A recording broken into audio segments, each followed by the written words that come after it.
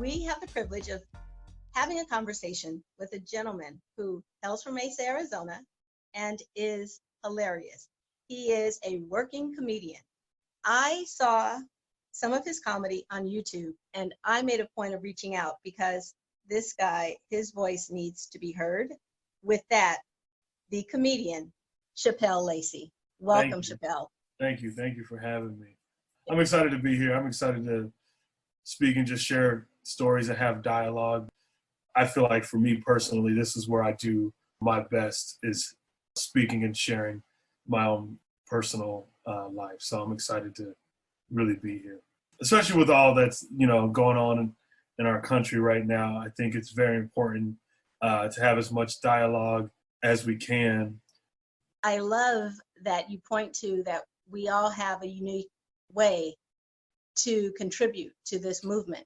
Yeah. And there are some people for whom, being out there at the protest is their favorite expression, or, and then there are others for whom it's the reporting, or it's the conversation, it's the visual art. There's so many ways to contribute, and I really appreciate you pointing that out. Yeah, I totally agree. I just think that we need it all. Agreed. As an educator, I 100% agree. Yeah, I love it. As of right now, what's your favorite song?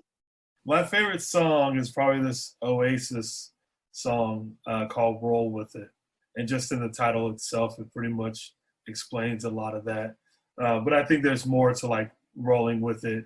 I think when you roll with it, I think it's also coming to the world of understanding. Because it's easy to just say, roll with it.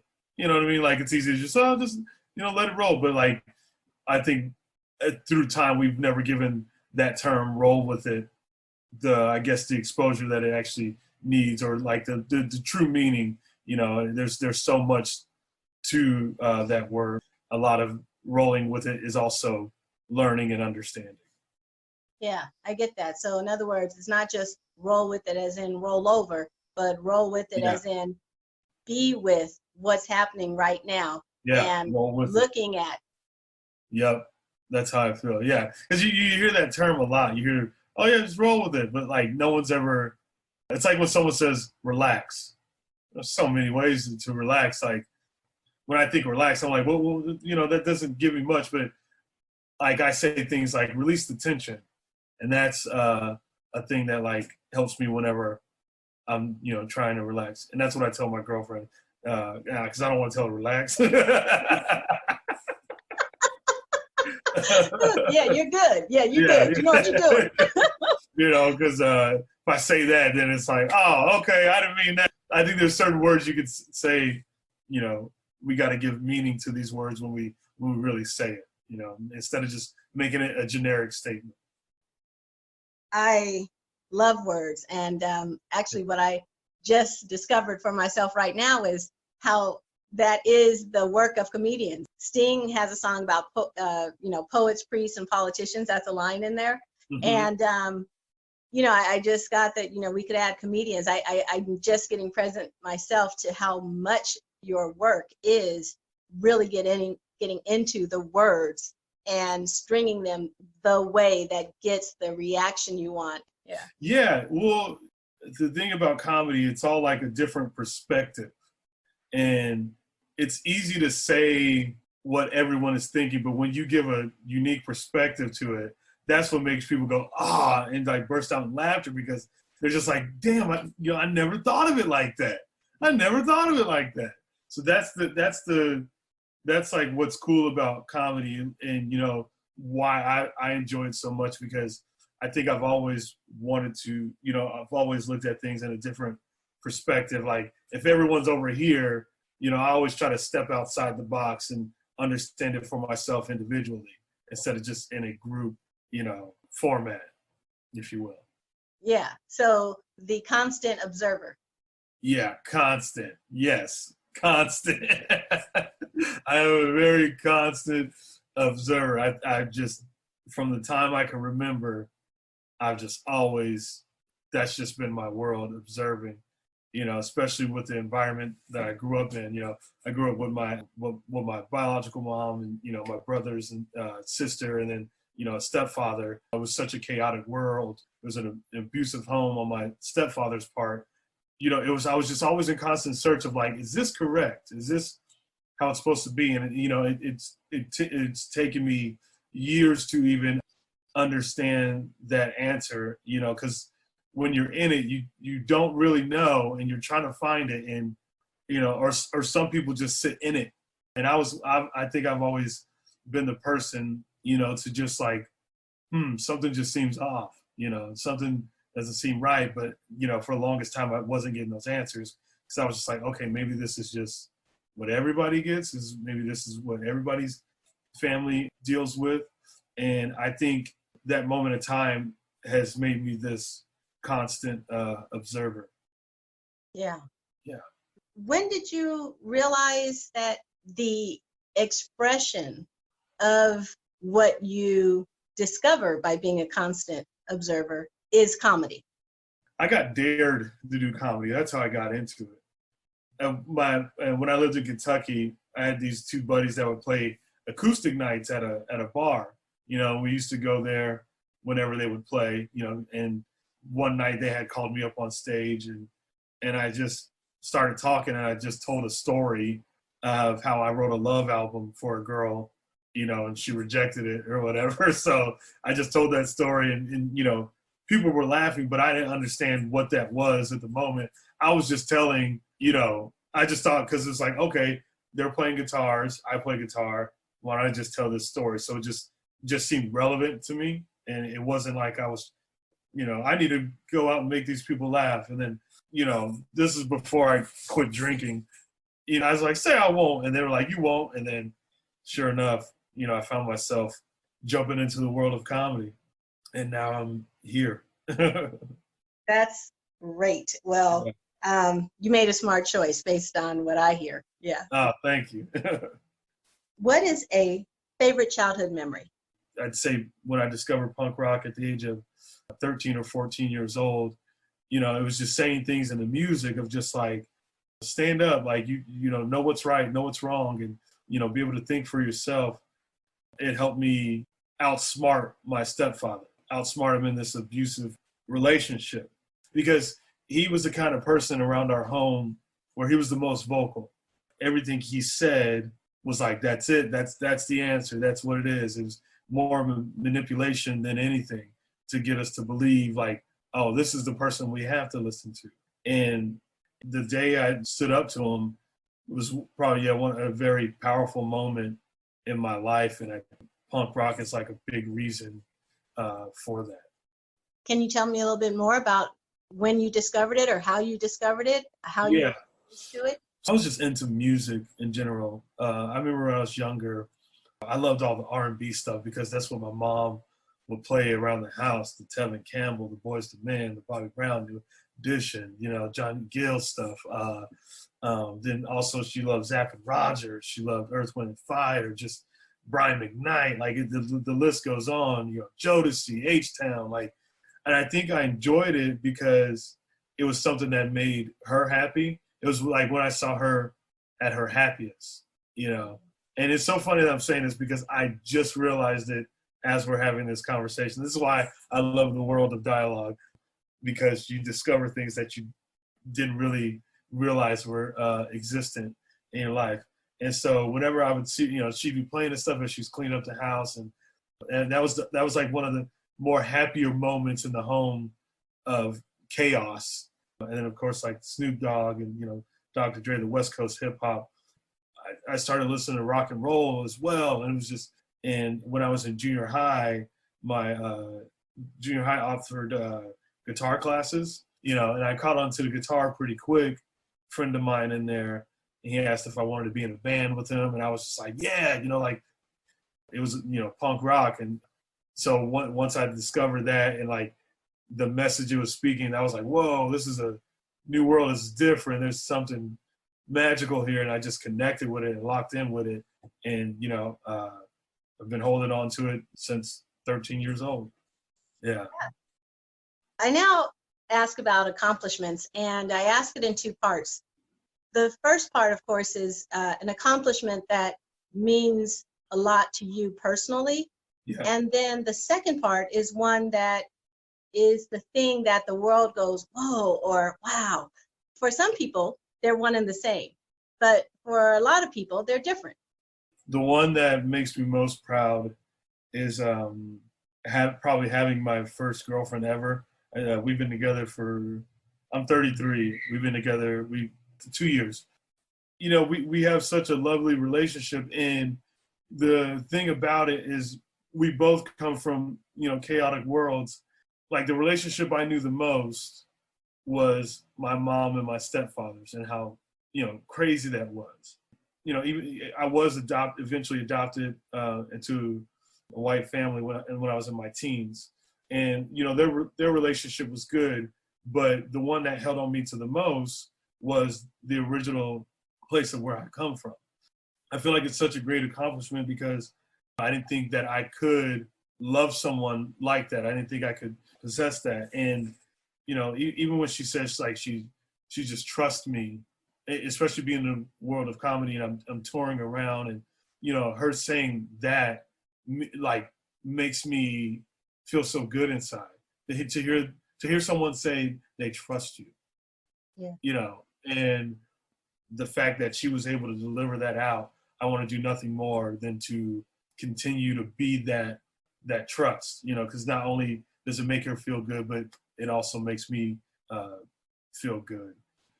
And the accomplishment that the world would be impressed by is probably the fact that I forgave my stepfather. That's a lot, you know, when you got someone that's treated you bad for years and they've never really showed any remorse or any type of apology, which I'm not looking for it. That's not what I need from him at all. What has happened has happened. I'm not in the situation with him anymore. He no longer has power over me.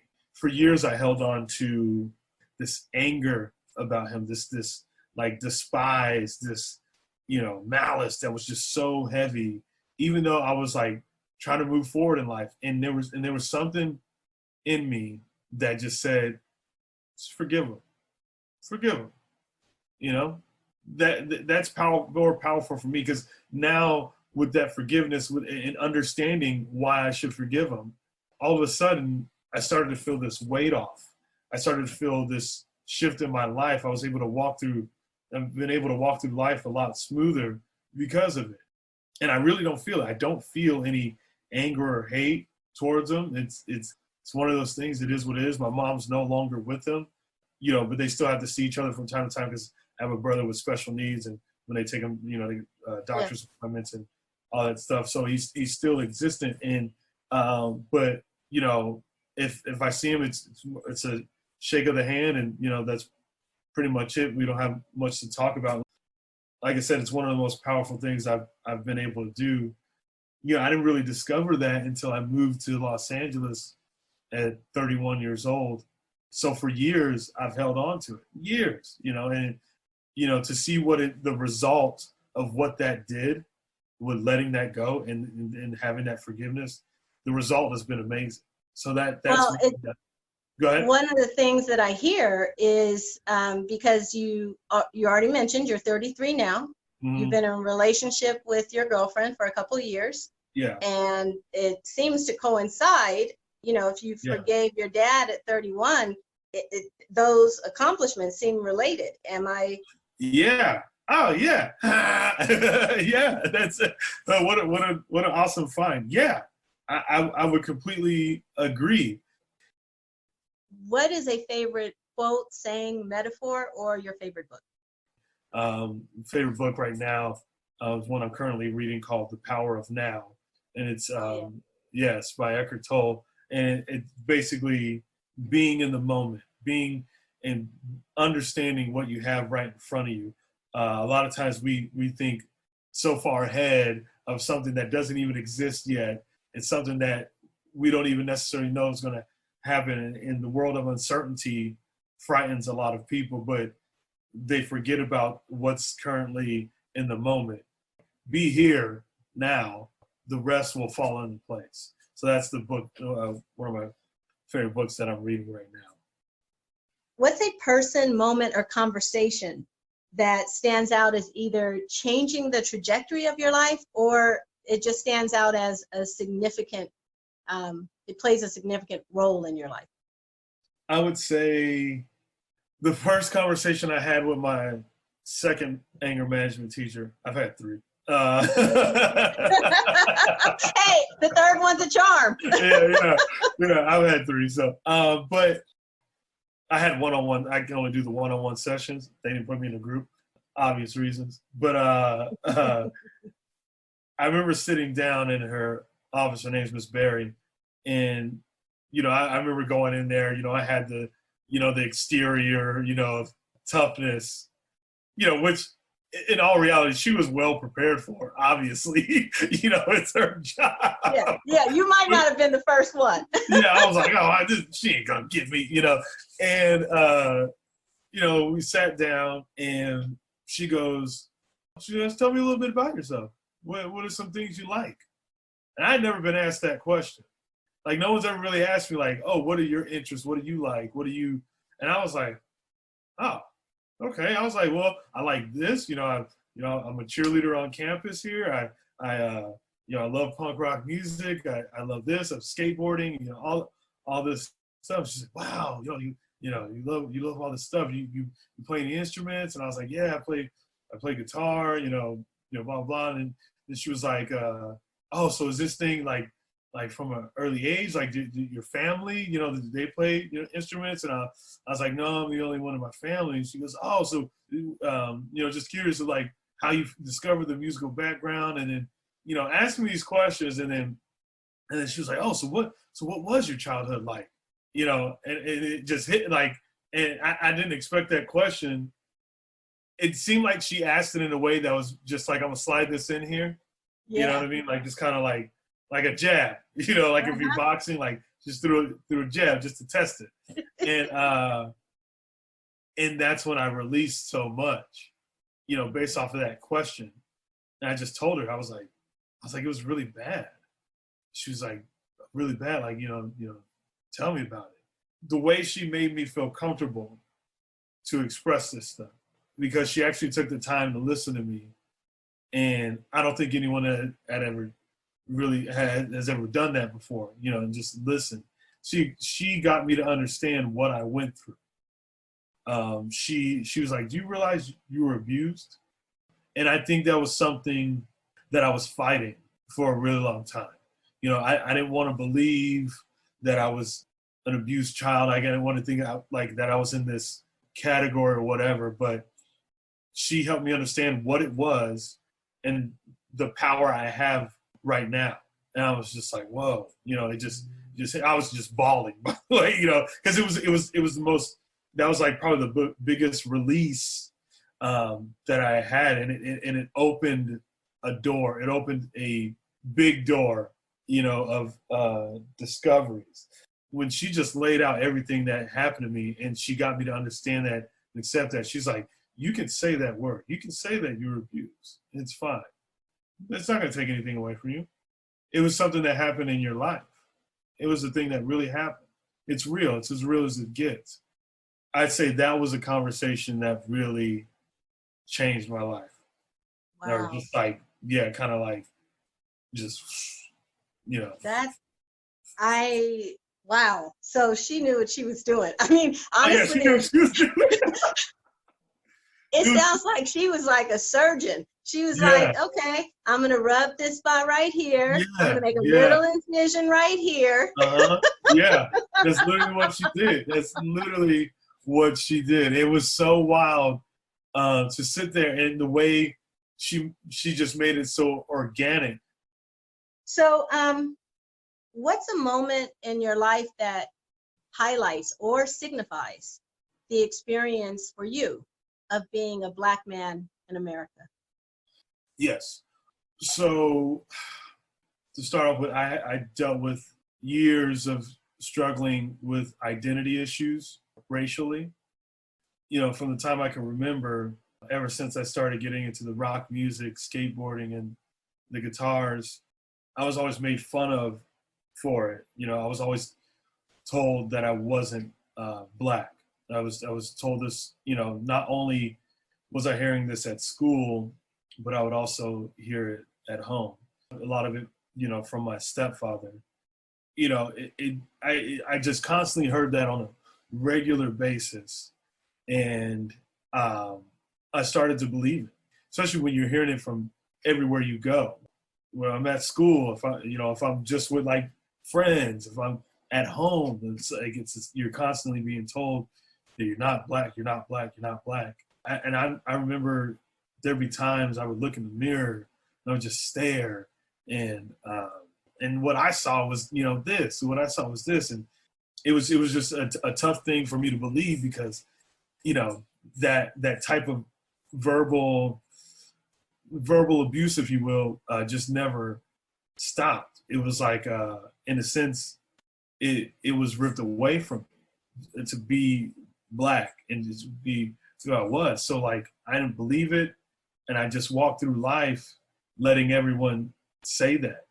Not only, was I starting to do things that disrespected myself and as well as my own culture, it messed me up a lot. I remember one time I had found a Confederate flag tank top and I was walking around with it on.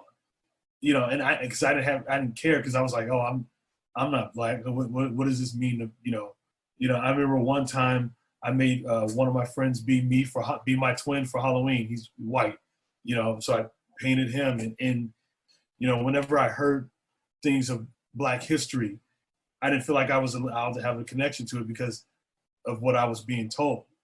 Especially like you have these adults around you that these are supposed to be the people that you look up to. Like, I wake up in the morning, who do I see? I see him. I come home from school, I see him. I go to bed and I see him. And he's just telling me every day, you're not black, you're not black, you're not black. You listen to this ain't, you ain't part of this. You're not, to be told that you're not a part of something like that is so wrong. And then I go to school, as soon as I walk on campus, you ain't black, you ain't, just hearing it, just all because I'm wearing a punk rock t-shirt. I have some cut up jeans, and, I have this punk style. I struggled with that for years. It took me so long to even understand how much that messed me up. It wasn't until I was 29 years old, I reached out to my biological father. He did 17 years in prison. And by the time I had reached out to him, he already had been out for like 10 years. I reached out to him, I think it was because I had a brother that passed away. My oldest brother had passed away. And, he was my only like full-blooded sibling. And so, and he actually got to know our dad, a little bit more than I did. And I was just quiet because, I was scared. I was scared that, because I have a stepfather telling me this, I have people at school telling me this. I was scared to jump. I was scared to go to that. I was terrified. It's like, oh, he's not gonna, appreciate me. Like, what? Just, do it for your brother, And I reached out to him, and we sat down, and we had this dialogue. He started immediately, showing me pictures of my grandparents. He showed me my grandfather. His dad was a guitar player. No kidding. Yes, he played for the church. He was a guitar player. He started showing pictures of great-grandparents, great-great-grandparents, like long history, where I felt just so a part of it and felt like I actually have connected to it, because he was like, this is your grandpa. This is your great-grandpa. This is where your family comes from. This is where our family comes from. Louisiana. They come from Austin, Texas. They come from, the South. Your grandfather, he did this, he did. And so when I was hearing that, I was just like, whoa, all of a sudden, like, I started to come to terms. I was like, wait, I've always been black. I've never not been it. I've never not been black. I just, like, I do have a connection to this stuff. I can learn about this. You know, I can take the time to, you know, understand it for myself just based off this conversation. You know, like I said, he did 17 years. He was, you know, drug dealing, gang banging, the whole gang culture, like that you know, that's his whole world, you know, and you know, he's doing better now, you know, but I couldn't imagine where I'd be if I didn't, you know, reach out to that. So now I've been able to, you know, have these new discoveries and learn about these things and feel a connection to it. Like, I'm a part of that. You know what I mean? That's a part of my, you know, bloodline, you know, and it's cool to know that. Why would this black kid do those kind of things? Why? I was going through this identity crisis on a racial level. Mm-hmm. It's a lack of education. It's a lack of understanding. The black dude walking around with that Confederate flag T-shirt on, he's not aware. There's something that happened to him that I don't think people understand. Why is he letting his white friend be him for Halloween, painting him? Why is he doing that? There's something that's happening that, and like I said, it's the education. Yeah, it's the biggest thing. It's being compassionate, and then there's an awareness that, wait, there's something that caused that. What's going on in his world? That's that, you know, like, and then me doing those things, it was like people like expected it. It was like, you know, they were like, yeah, of course he's gonna do, like, look at him, he's not black. He's not black. Yes, you know, and it's like, what's going on in that kid's world? What is there's something happening to that kid that people aren't taking the time to understand or help or reach out and help him understand. I understand exactly what you're talking about. And in fact, it's one of the reasons that I want to share so many perspectives on so many experiences of what it is to be black in America, because there is no, this is what black is. There is no what black is, whatever's in that skin. Go ahead. It's a wild thing to think about, because like, why is that only white? Why like him playing guitar or picking up a skateboard? Why is that? Why speaking a certain way, you know, enunciating your words, you know, and using big words to talk? Why is that only the white? Why can't that be an everybody thing? Why can't that just be how that person talks? Why? I was hearing it from everybody. I was hearing it from black kids. I was hearing it from white kids. And then this is how impactful we are as black people. When the black kids were saying it, the white kids caught on, and they were like, oh, that's how they treat him. We could say it too. Yeah. You see what I'm saying? Like, and that's how impactful we are. And so a lot of times I think we all have to think about what we're saying and how we treat each other. Have you had any interactions with law enforcement? I'll tell you. Yeah, I'll tell you the really good one and the bad one. A really good one. I remember being in high school. I was going to, you know, predominantly white school. These guys tried to jump me and some friends of mine. I was like, bro, we don't roll like that where I come from. But and I had hit my brother up, and my brother got all his friends, and they came through to, you know, come help us out. And then all of a sudden, you know, we were going to jump these dudes at their house or whatever. We found out where they lived, all that stuff, blah, blah, blah. And then all of a sudden we hear sirens. And so we hop in, you know, our car, and we're starting to take off. And then eventually we got pulled over. We're sitting in the car, and the cops were like, what are you guys up to? They knew what we were doing. They knew where we were coming from. They were like, you guys getting into a fight or anything? And my brother, he goes, I wasn't, but my brother was. And I was like, what?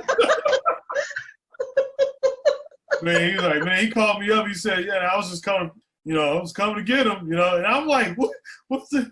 And they're like, is your brother in the car? And he's like, yeah, he right here. And I was like, oh what? Man. I was like, what? So, you know, the cops were like, all right, you know, well, we need to talk to him. He's like, all right, cool, I'll let him out. And then my brother let me out. I started talking to him. I was just like, hey, you know, we don't want any trouble. We're leaving. We obviously saw that those guys didn't want to fight. We heard the sirens, and yes, we did want to fight, but we don't want to fight anymore. We're taking off back to our side of town. Blah blah blah. Like, just talk to them like that. And they were like, okay, you know, like if you're not gonna go over there anymore, then we can accept that. But if you go back there, we're gonna have to take action. You know, and it was a lot of cops that pulled us over because white neighborhood or whatever, and they saw, this truck full of, black and Mexican dudes. So pulled us over, but I just, explained and talked to them, and, they were totally cool about it and let us go. So that was like the good situation. Yeah, I had that's awesome. And then another time was more so, it was back in 2017. My friend and I, we just got done having dinner, and I worked valet, and so I always had a lot of cash on me, but I didn't like to, so wanted to deposit my tips from that day at the bank right by my house. It was a drive-through ATM, and I was like, I'll just get out and I'll just do it, like, just so you don't have to, like, pass card, put all the cash in. I was like, I'll just do it real quick just to make it a smooth transaction. And I'm putting my money in. Took me like whatever the transaction takes, like, to put cash in, like a couple minutes. And all of a sudden, this cop car pulls up from behind us, and I'd say it was probably 8:30 at night. It wasn't like 2 in the morning. It was just 8:30, around 8:30 or 9 at night. The cop pulls up, and she's staring at me, and I just smile, and she kind of like nodded, and then she gets out of the car, and she was like, "What are you doing?" And I was like, "Oh, I just deposited some cash into my bank." And she was like, is the bank card in your hand yours? And I was like, "Oh yeah, it is." And then she goes, "Wait right there." Which I was like, okay, like I already had, like, I had my wallet out, I had my bank card in my hand, like ready to show her this information. And she comes up and she goes, "You look sketch. You look like you're performing a robbery." And I was like, okay. She's like, "I've been watching you for 20 minutes. Which which when she said that, I was like, there's no way I could have been here for 20 minutes. There's just no way. Not for that kind of transaction. I don't know if this is in my head type thing, but she said 20 minutes, wanted me to argue it, but I was like, I'm not going to argue it. I was like, I'm not even going to, I was just like, I'm just going to let her speak. You know what I mean? And then she just kept saying, you look, like, the thing she kept saying that word, "You look sketch. You look like you're performing, Robbie. You look sketch." And I'm sitting here with my information in my hand. My hands never left this position.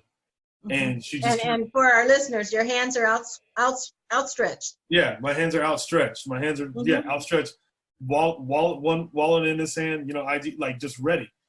She was like, the way this whole situation is set up, that's how people perform robberies. And I'm sitting here like, we'll just let her keep talking. Then she was like, "Well, I need to see if the girl in the car is safe." Yeah. And I was like, okay, go for it. And so she goes to my friend, and my friend was like, he just told you everything, and you haven't asked him his information. He lives here in this area. She was like, he's my friend. Why are you harassing him? Like, why are you saying this to him? Once my friend came at her, with this tone of like asking her these questions, she then was like, kind of like backed off, but she was just like, "All right, have a good night," and just let it be. But like the thing that bugged me the most is that, like, you came up and just assumed that I was bad. You came up and you painted this picture of me to be sketch. You came up and painted this picture, and literally she had the opportunity to ask me all these questions, had the opportunity to ask me for my ID, to have the opportunity to find out, oh, he lives right here in this area. He's just to find out, like, yeah, I work at the hotel downtown. This is why I'm doing this. Literally had the ability to do all that, but the picture was painted that I was bad, that I was doing wrong. Like, where was my chance to explain the guy that I am? And most people, anyone that knows me, knows that I'm pretty, like, just a genuine dude. I try to do my best to be the best person I can. And the thing that situation did, it made a lot of my white friends realize, oh shit, because they saw how close it hit to home. Yeah. And they know me well enough that they respect me so much that, like, this guy wouldn't hurt a fly. This guy wouldn't, and especially when you know the person. Go ahead. Can I ask you a question? The woman that you were with, the friend, was she black or white? Just curious. Oh, she was white. But yeah, but like, and that was, and I think, I think that was probably one of the bigger reasons why I was saved, because like you said, she had made up her mind. Mm-hmm. And I also caught when you said that she went to go check and see if the girl was safe. if the other person was safe. And as soon as you said that, I was wondering, not that they would never check on a woman of any color, Yeah. I just want to be responsible for that, but there was something about that she asked that question, and then the having been questioned by this woman was then more willing to Yeah. move on, helped end it sooner. Yeah. Whether friend, lover, wife, stranger, neighbor, if America was a woman, what would you say to her? That's a really good question. I'd probably say I got your back. And I say that because, being I did competitive cheerleading for 12 years, and I've just been around women in a different way than most dudes have. There was times where I was the only guy on the team and I'm around 20 other girls. Hearing a lot of the things that, being a competitive cheerleader and constantly hearing these stories of where certain men have manipulated these women into things that, that they didn't necessarily want to do, and making them feel like they have this power over them. I just think about things with women all the time, and the struggles it is to be a woman. I never have to worry about walking in my car at night, at midnight or something like that, without something, like just having that fear that something could possibly happen. And I know, like, the girls that I had cheered with, I think cheerleading and being on the team with them just made me want to just have their back, let them know that they have this male in their life that they can really count on. So when you talk about having America's back, what does that look like? What does that mean? Not going away from it. I'm here. This is where I was born. I'm not scared when people talk about what's going on in the world and, wanting 2020 to, be over. No, I don't want it. I don't want everything that's happened in America. Yeah, it needs to happen. Things need to be exposed.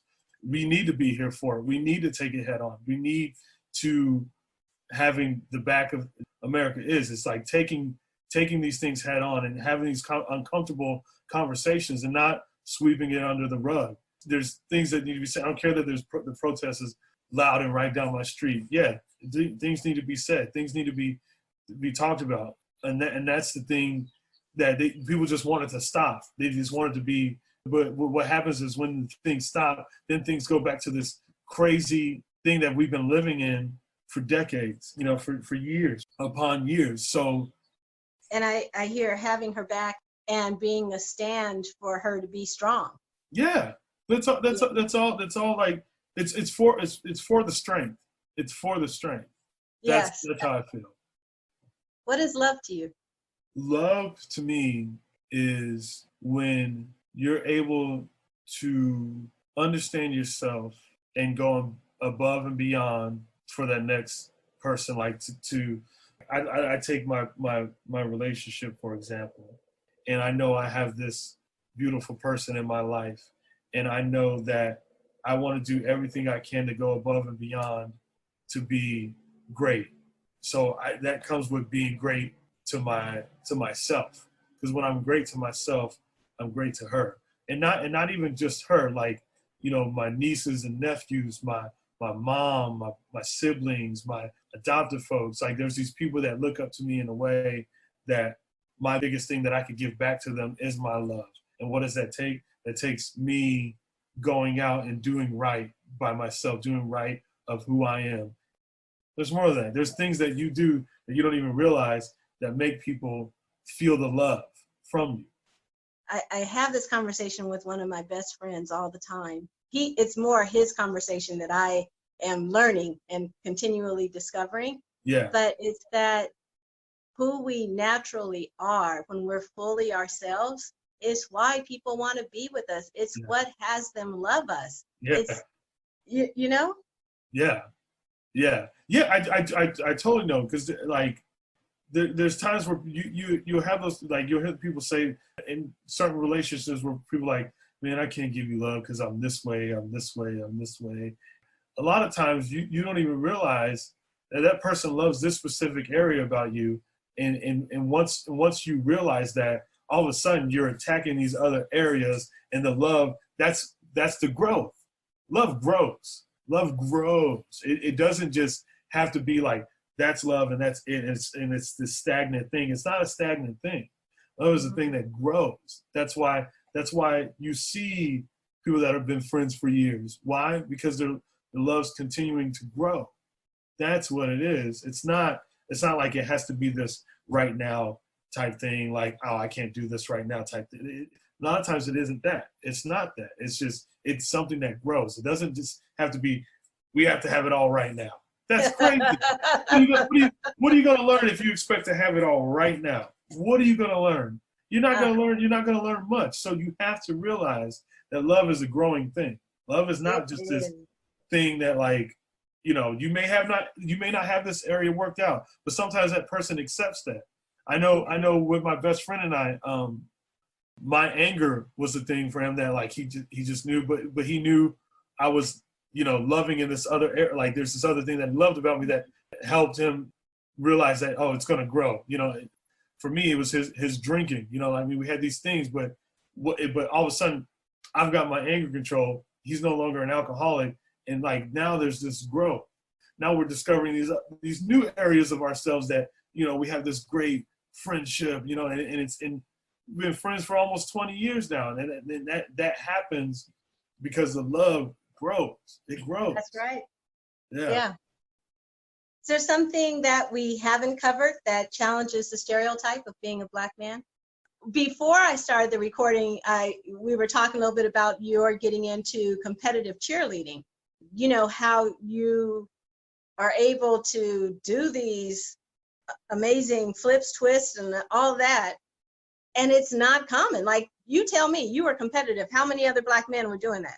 Oh, I was the only one. I would say that challenges a stereotype. Yeah, I was. When I was like, that was a lot of teams. Usually, you'd see like only one other Black dude on the team. So I remember, I originally, I joined for this girl, and all of a sudden, I'm in this world that was so unique and so different, and I was like, wait, this is actually cooler than what I thought. I was like, I don't think people realize how dope this is. Like, I'm like, we're throwing humans in the air, we're throwing ourselves in the air, we're, you know, learning dances and all this stuff, and it was just such a unique world. And a lot of people asked if I was like picked on for being a male cheerleader, and to be honest, I never was. I got more picked on for like the whole punk rock and skateboarding and all that, but like being a competitive cheerleader, I was never picked on for it, because I think I just the fact that I got so good at it, it was just so amazing to watch that people were like, they just thought it was so cool. They're like, how does he do that? Like my friends would come to my competitions and like they would go tell other people like, man, you gotta go see him do it. You gotta go see him do this stuff. Like he like, you know, all of a sudden he flips in the air like real high, then he'll throw a girl up, hold her up with one arm, and like, you know, but everybody that I knew was just like amazing. It was like a weird celebrity thing in my hometown about me. Like everybody was just like, oh, yeah, Shapel the cheerleader, you know. And it's so funny because for years, everywhere I walked around, they were like, oh, I know you're the cheerleader, you know. And I'm like, that's me. You know. Well, I'm gonna say this. For my listeners who are now curious about it, there is when they go on YouTube to hear your comedy, they can also see a highlights reel of you doing these amazing acrobatics. I was floored. I was like, wait, how many twists did he do before he landed? Yeah, it's quite impressive. So I understand why there was a temptation to hold you up for that particular accomplishment or level of skill. Yeah, and I think another layer to it was the fact that, like, for me being the size that I was, whenever people see me, they always go, "Oh, running back," or like linebacker, like you on, you know, O-line or whatever. Like people just automatically say some position in football. To this day, like the last time it happened, I was in the airport. Dude was like linebacker, and I was like, no. It's so, because like it's just people don't even believe it unless they like see it, and then because then when they see it, they're like, "What? Like, how do you do that?" Even if you stood me next to like gymnasts, like not even cheerleaders, if you stood me next to like a gymnast, they're a lot smaller than me. Like none are really like my size. So to see me do it and make it look like I'm very light on my feet, people are just like. Exactly. I am telling you, I saw, because like I said earlier, I discovered who you were through comedy. Thank you, YouTube, for recommendations. And then I went back because I wanted to, after we talked, I was like, oh yeah, now let me see now let me remember again some of what his comedy was. And then I saw that little highlights reel and I was like, yeah, what? Wait, what? Click yeah. on it. And my jaw just dropped. And I actually played it twice because I was like, okay, but wait, no. Yeah. Yeah. It was all, and I remember I'd go to competitions if there was people that didn't know me and they would see me like line up to like do the tumbling pass, because they see all the little dudes, and then they see me standing there and everybody be like, okay, what is this guy throwing? Is he throwing tumbling and everything? What? And then they would see me go and they were like, oh, he's the best one.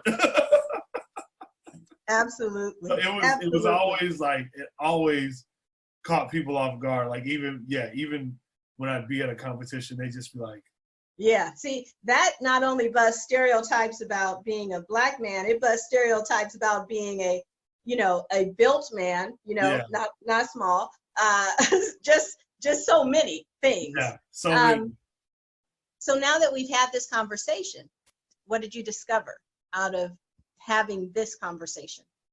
Out of this conversation, I've come to realize like my vulnerability to be able to express things about my life that I've never been fully comfortable with expressing, and letting those things out, expressing these dark areas of my life. And I also discovered like how much my knowledge is growing.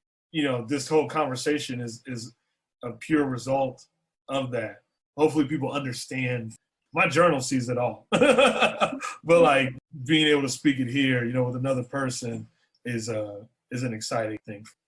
Thank you, Shapel, for your Thank you. For your vulnerability and also for your generosity, the experiences that you shared, and your personal growth and development, that adventure of discovery. It's incredibly generous to let others learn from and grow themselves from hearing your story. Yeah. This has been a pleasure. Thank you for listening. As you can hear, you do not want to miss any of these brothers. Make sure you subscribe. You can find more at our website, 365brothers.com, 365brothers.com. This is Robin Shine. To listen is to love.